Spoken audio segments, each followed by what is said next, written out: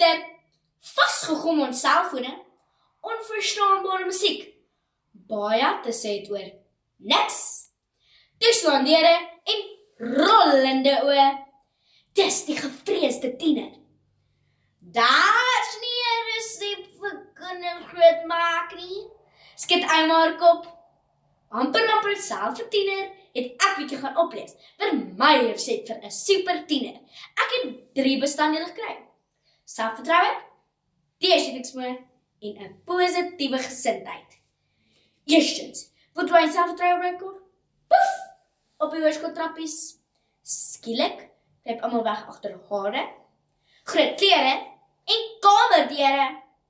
In 'n SARS-artikel 24 Februarie 2022 getiteld Bou jou selfvertroue in 7 stappe, sê sielkundige professor Eddie Wolf.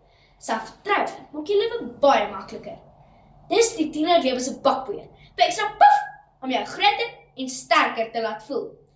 Professor Wolf sê ook, mens bou selfvertroue deur goed te doen wat jou uitdaag. As jy foute maak, leer jy eenvoudig daaruit. Wanneer jy dan reg kry, groei jou tiener vele groter as ander. Tweedens, pappa tiener se poef so plat dat deursettingsvermoë op die tiener slagveld sneuwel. Om tog net soemloos in te skakel, is vir baie tieners meer belangrik as om aan te probeer. Sielkundige dokter Janette de Klerk op Marula Media 11 November 2023 in 'n artikel. Selfdissipline, hardwerkendheid en deursettingsvermoë.